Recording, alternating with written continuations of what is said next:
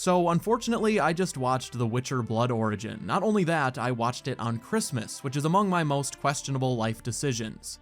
You may ask why I bothered, and the answer is pretty simple. I run a Witcher YouTube channel, and I guess I just felt like I had a twisted responsibility to my audience to review this thing. So, what is Blood Origin about? More importantly, what exactly is its connection to The Witcher? Well, if you followed any of the promotion for this show, you'll probably have noticed that no one involved seemed to be able to answer that question much beyond this spin-off being set 1200 years before the main series. Now that I've been subjected to Blood Origin, it's pretty clear why that answer was never properly responded to, because it feels like the general premise of it's set over 1,000 years before The Witcher is as far as anyone got before they just started filming. What this miniseries really is the most generic fantasy plot of all time, with a bunch of Witcher-related words and occasionally characters shoehorned in so they could try to justify using the name. There's no real attempt to capture the spirit of the Witcher world, and when they do tie this prequel into the main show, it often feels so forced that it's like the only reason they included those connections was to deflect criticism away from using the name to prop up whatever it was I just watched. Blood Origin is 4 episodes long, but it needs to be pointed out that it was originally 6 episodes. Apparently the original cut tested poorly, so they chopped it down to 4, and tacked 2 scenes with Jaskier set during the main show's timeline onto the beginning and end. The whole reason Jaskier is in this show is because they wanted to put him in the trailer. So, did they do a passable job of editing this show down into something worthwhile? Well, the answer is absolutely not. From beginning to end, Blood Origin feels like fragments of a story that have been loosely stitched together. It is so obvious from scene to scene that important information and attempts at character development that must have been there were cut out and not replaced. What they attempt to do is have this narrator from the 2 Jaskier scenes just tell you things. Voiceover is used throughout all 4 episodes, and it doesn't work at all. You can't replace on-screen character development with a voiceover telling you how you're supposed to feel or how characters feel about each other, but it doesn't stop Blood Origin from trying. I do appreciate that they cut this show down to 4 episodes so I didn't have to sit through 6, but that's really all the praise I can come up with. To move on from that though, let's talk about the plot, and I'm using big air quotes right now because plot is a little generous. To start, I have to point out that almost every character in this series is an elf. It's set before the conjunction of the spheres, which is what brought humans to the elves' world. However, the characters being elves almost doesn't matter at all outside of the bigger picture, which the show doesn't ever succeed in making you care about. Outside of them having pointy ear prosthetics that look really bad, there is no attempt, and I don't think I'm exaggerating when I say no attempt, to make these characters feel like the elves we know from The Witcher. They're all 21st century humans with pointy ears. That's it, and quite frankly, I kept forgetting that certain characters were meant to be elves. The first episode of Blood Origin feels like the writers were shooting for a Guinness World Record of how many basic fantasy cliches they could squeeze into the first 15 minutes. The character introductions are done so quickly that it felt like a joke. I mean, you get this scene where you're introduced to the Princess of Zintrea, which is Sintra in Elven times, and her bodyguard Fjoll, who's a member of the Dog Clan. Yes, the Dog Clan. Somebody thought that was a good name. Anyway, turns out that no one takes the poor princess seriously, and she also has a forbidden love with Dog Clan Guy. Now, Dog Clan Guy was feeling dangerous, so they give in to temptation during the middle of the day with the door unlocked, and about 3 seconds later get caught. Shocker. Then Dog Clan Guy gets exiled by his papa and is very sad. That may sound like a mere summary of what happened, but that was pretty close to real time in terms of how those scenes played out. That's kind of a problem because much of the plot leans on the relationship between Fjoll, again Dog Clan Guy, and the princess. The show acts like you're supposed to care or be invested in some way, yet they had about 60 seconds of total shared screen time to set their relationship up. In my opinion, the princess, Merwin, made for some of the toughest scenes to get through in the entire show. I'm not judging the actress, she seems like a nice person, just the writing of this character was hilarious. I mean, you already have the cliche opening scene where no one takes the poor princess seriously, and the show makes it seem like all the stupid people in charge around her just don't understand her brilliance. How the show attempts to convince you that Merwin is indeed so brilliant is by having multiple scenes that begin with a character walking into her room and she's apparently finishing up some incredible research or project. Then she'll say, "Hey, look at this amazing thing I've been doing, we can make a better future for the lower class." And then the other character responds with, "Oh, you silly princess, you just need to get dressed and look pretty. Isn't it cute that you're reading? Aww." This happens 2 times in the space of the 25 minutes after you're introduced to her. It feels so lazy, and when she betrays her brother in the other kingdoms about 5 minutes later, the show clearly intends for you to empathize with her motivations even if they're misguided. If you're gonna do the whole gifted optimist goes down a villainous path because they've been stifled and ignored thing, you gotta put more legwork in.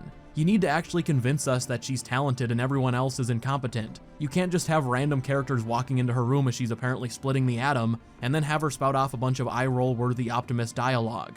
Virtually everything with the princess fell so flat for me, and the same can be said of the other villain. I had to look this up because I already couldn't remember. Balor is his name, and he's a mage in league with the Princess Empress. In fact, he's the one who supplied the monster they used to kill her brother and the clans and monarchs.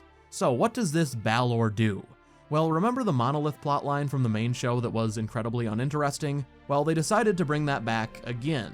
This guy, Balor, is using them to travel to other worlds and wants to harness chaos magic. To show that he's really evil, he sacrifices a couple of innocent children for a taste of power, and later sacrifices his assistant. The show basically has this guy look straight into the camera to say, "My assistant is the most important person in the world to me. I love her dearly, and this is a huge sacrifice." Because at no point did Blood Origin actually bother convincing you that the two of them are close. They have maybe 90 seconds of meaningful screen time together before he sacrifices her in what is apparently supposed to be an impactful scene. The other two sort of important people involved with Balor and Merwin are Eredin and Avallac'h, and by the way, yes, that Eredin and that Avallac'h. Eredin does close to nothing in this show. He has a boyfriend, then the princess turns on Balor half an hour after they team up, and convinces Eredin to join her against him. Then, after another half hour, they need Balor again, and he flicks Eredin away into another world. That's about it. Avallac'h is portrayed like an awkward 14-year-old. He's a puppet for the princess. She thinks he'll be able to use the monoliths to open new worlds instead of Balor, but he can't figure it out. There's a little more I'll eventually get to, but first, I need to back way up to our non-villains. The two characters of actual note are Dog Clan Guy and Raven Clan Girl, aka Yeoh and Éile. So after Dog Clan Guy is banished, he and Éile end up in the same jail cell for reasons that aren't really important. Now, this Éile character is known as the Lark because she's a traveling bard that left her Raven Clan ways behind her. We know she's a good person because in her opening scene she gives some money to a beggar. Anyway, apparently she's known across the land for her beautiful songs, which the show tries to remind you of constantly. She quickly manages to escape from jail after Yeoh is set free by the guards, and we get a 30-second scene with her sister she hadn't seen or spoken to in years. And then in the next scene, her sister dies after less than 2 minutes of total screen time, and we're supposed to care, I guess. It's at this point that Dog Clan Guy, who is wearing a trench coat by the way, and Raven Clan Girl team up. Their clans are sworn enemies, but these warriors sent to kill them that ended up getting Éile's sister give them information they need to figure out that someone is going to betray the clans, so they take off to warn them. It's obviously too late though, and in the scene just after they join forces, the two of them go to a little restaurant and immediately and conveniently overhear that everyone from each of their clans is dead. Now their true motivation is set: kill the Empress and avenge their clans. What I'm summarizing right now is about 40 minutes into the first episode. I've already went way further ahead with the villains, but while it might not sound like it, I guess I would say that the handful of scenes with just Éile and Yeoh are probably the best the show ever gets. These two characters, in the first episode specifically, are the closest you ever come to a bit of chemistry in this show.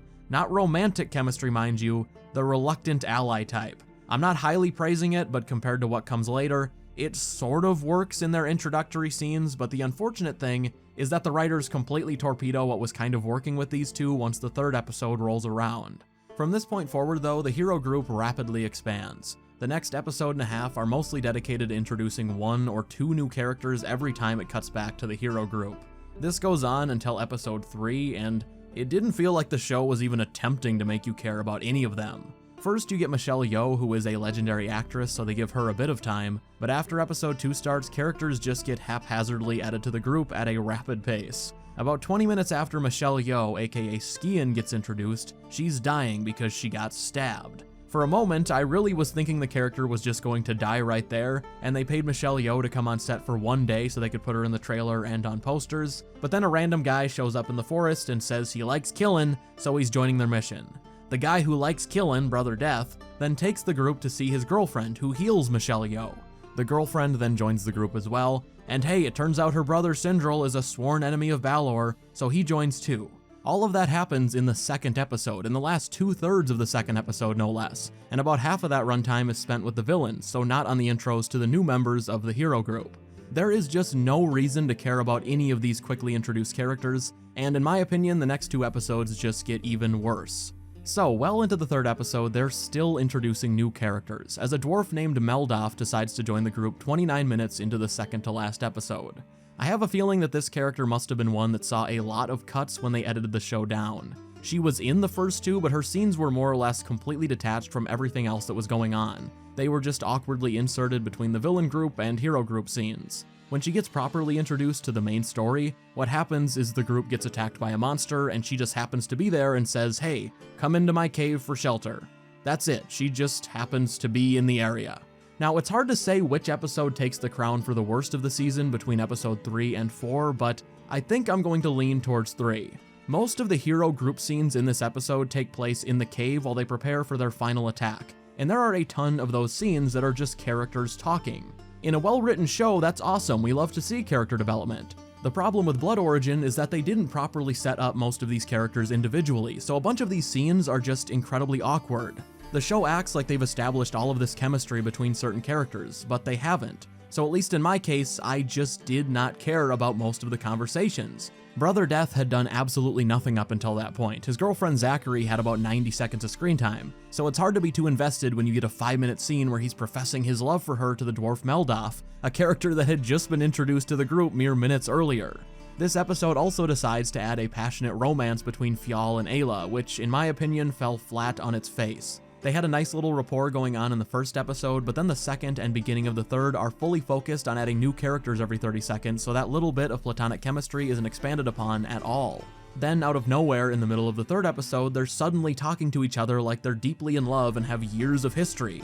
If they wanted to do a "we're probably gonna die tomorrow" sort of quick romance, then whatever, I guess. But they play it off in a super dramatic fashion, and we get multiple love scenes in this one episode, and then the finale plays it up even more. The other plotline going on at this time, which is actually pretty important, is that the hero group are going to attempt to make a proto-Witcher. They never use the word Witcher, but that's what it is, and the first Witcher in the Netflix verse was apparently an elf before the conjunction of the spheres. Éile insists on being the one to undergo the procedure because she says she needs to atone. Now, I didn't mention this earlier, but there was a scene where a few of our characters go through a mist that forces you to relive moments you are less than fond of. For Éile, it showed us that while she was a member of Raven Clan, she burnt an entire family, including children, alive. When she later says she needs to atone and become the Proto-Witcher, she claims that incinerating this family wasn't even close to the worst thing she had ever done. What she says next, though, made me bust out laughing. So just remember that she's a bard. She travels the world singing her songs. And what she says next is that she thought sharing her music would make up for what she did. But now she sees that won't be enough. What? You thought sharing your songs would make up for setting a family of four ablaze?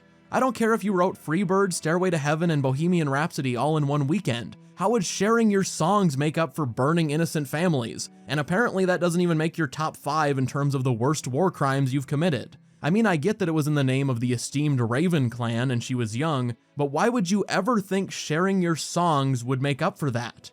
If a dump truck driver plows into an animal shelter because of peer pressure, society isn't going to forgive him because he later puts out a killer alt-rock album. That scene was hilarious to me, it was ridiculous, and I just had to talk about it. Anyway, let's get back to Éile's plan to undergo the Witcher trial.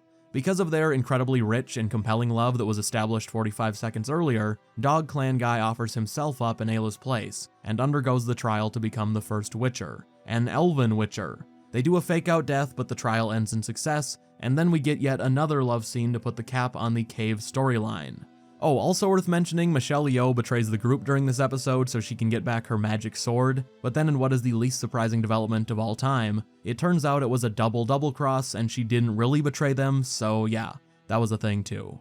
Okay, now it's time for the finale. The group of hero characters make their way into Zentreia where the villains are and attack. Fionn reunites with his ex, which doesn't go too well. A detail I didn't fully mention earlier is that she wanted him captured alive so they could marry and have children. However, because she was responsible for the death of everyone Fionn ever knew, including his dad, and because she also personally murdered his sister, Dog Clan Guy isn't in a particularly forgiving mood, which the brilliant princess somehow didn't see coming. He then rages out, the princess runs away, and Éile stabs her in the next scene, and she dies shortly afterwards. The rest of the episode? Man.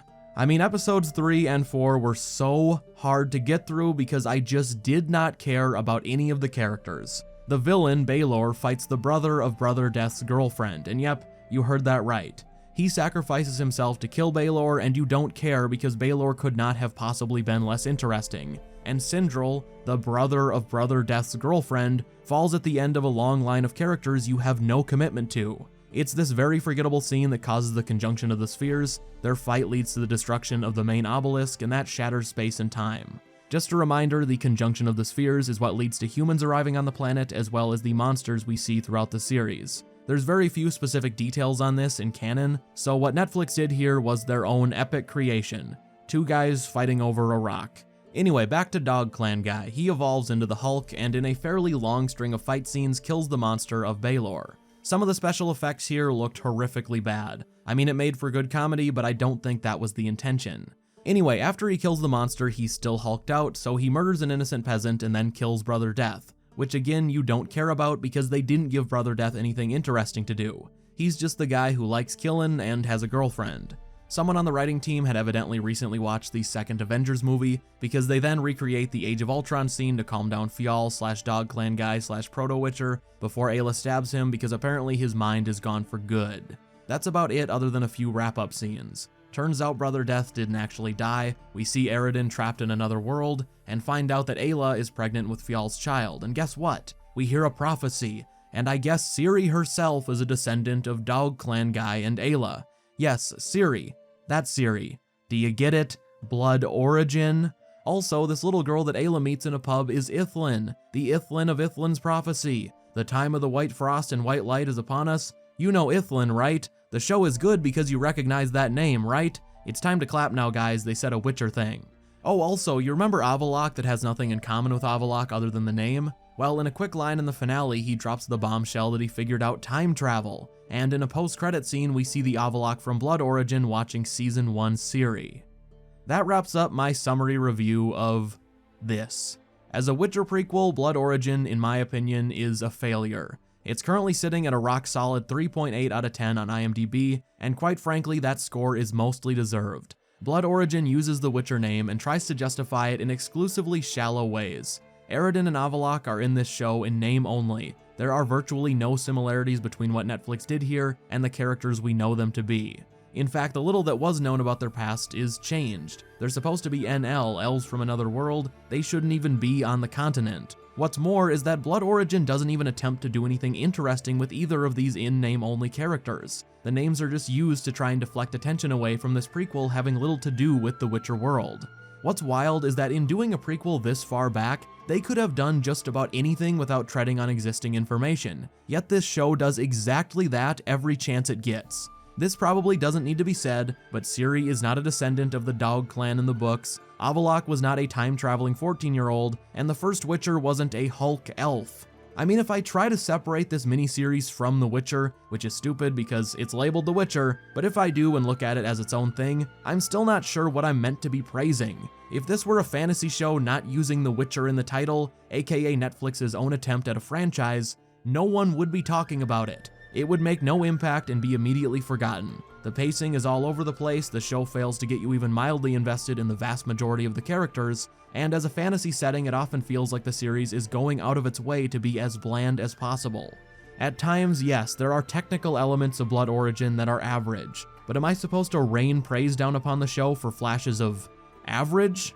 I'll say this, the score is good. It's Bear McCreary, of course it is. Some of the actors are also giving earnest performances. They're obviously trying, and if I see them in any other projects, I certainly won't be holding Blood Origin against them. Before I wrap this review up, I do have to point out that I don't enjoy talking about The Witcher this way, and I feel bad because you just know that hundreds of people put thousands of hours into this project. Unfortunately, when the foundation of the series, aka the writing, is so shallow, much of that other work goes to waste. This will likely be my only Blood Origin video, much like I had a single upload on Season 2 and then just moved on. Anyway, thank you for watching. If you enjoyed the video, consider leaving a like, and if you enjoy Witcher content, feel free to subscribe.